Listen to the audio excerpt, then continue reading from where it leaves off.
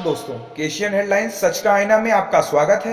देखिए राजनीति, मनोरंजन, बिजनेस, खेलकूद, धर्म और देश दुनिया की प्रमुख खबरें केशियन हेडलाइंस पर। हमारे चैनल को लगातार देखने के लिए सब्सक्राइब करें, बेल आइकन दबाकर अप्रूव करें। आज दिनांक 9 जून 2020 को student federation of India SFI Sultanpur ने मांग दिवस के अवसर पर विभिन्न मांगों को लेकर जिलाधिकारी के प्रतिनिधि को जिलाधिकारी व माननीय मुख्यमंत्री को संबोधित ज्ञापन सौंपा।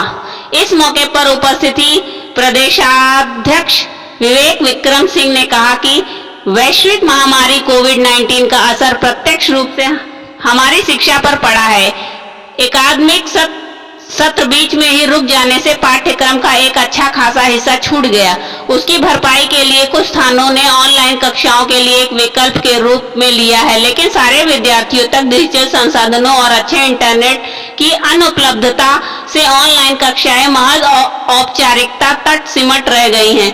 जो संस्थान औपचारिकतावश किसी तरह कुछ कक्षाएं चला भी पाए थे, उनमें भी विद्यार्थी की उपस्थिति 30 से 40% ही रही। छात्राओं की उपस्थिति और भी कम रही। ऑनलाइन कक्षाएं शिक्षा के समावेश लक्षण से इतनी दूर है कि बड़े पैमाने पर छात्र छात्राएं इससे छूट गए। ऑनलाइन कक्षाओं से छूट गए छात्र छात्राओं की समीक्षा तक ढंग से नहीं की गई। सरकार को यह समझना होगा कि फेसबुक और व्हाट्सएप चलाना तथा डिजिटल लिटरेसी दो अलग अलग चीजें हैं। यह वजह है कि आधे से ज्यादा अध्यापक खुद उन प्लेटफॉर्म और एप्लीकेशन का ढंग से इस्तेमाल नहीं कर पा रहे हैं और लिंक भेजकर कक्षाओं की गिनती करने पर मजबूर हैं। इसी पृष्ठभूमि में संस्थानों द्वारा परीक्षा कराने के आदेश भी दिए जा चुके हैं। ऐसे समय में जब संक्रमण अपनी चरम सीमा पर है और शारीरिक दूरी बहुत जरूरी है, ऑफलाइन परीक्षाएं संक्रमण के लिहाज में खतरनाक ही साबित होंगी।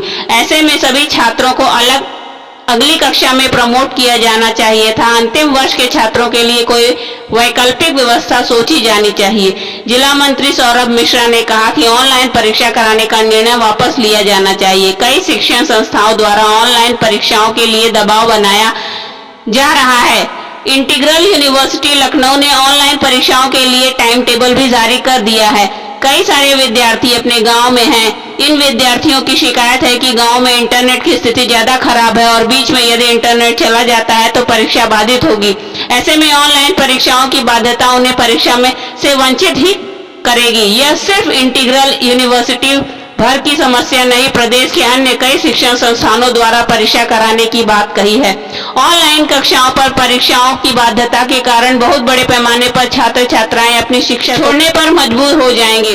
इस समय जब पूरे देश में तालाबंदी, निजी विद्यालयों द्वारा बड़े पैमाने पर फीस वसूली का मामला सामने आया है, सरकार की तरफ से भी इस संदर्भ में कोई स्पष्ट आदेश नहीं जारी हुआ है, जिससे इन विद्यालयों द्वारा मनमानी की जा रही है। कोरोना के चलते लगभग 15 करोड़ रोजगार खत्म हुए हैं। जिलाध्यक्ष सैफ खान ने कहा कि इस आपातकाल में तमाम ऐसे छात्र जो किराए के कमरे में रहकर पढ़ाई कर रहे हैं, उनके लिए किराए का संकट आया है। उनके किराए को माफ किया जाए या उनको किराया भत्ता दिया जाए और रुकी हुई छात्रवृत्ति और फेलोशिप का भुगतान तुरंत कराया जाए। लॉकडाउन के दौरान स्कूलों की 3 महीने की फीस माफ की जाए। छात्र छात्राओं को अगली कक्षा में प्रमोट किया जाए। आज के मांग दिवस के कार्यक्रम में फिजिकल डिस्टेंसिंग का पालन करते हुए इस कार्यक्रम में राजीव तिवारी, सलील धुरिया, सुनील धुरिया, अखंड प्रताप सिंह, ब्रजेश यादव, पार्थ त्रिवेदी समेत दर्जनों साथी मौजूद रहे हैं।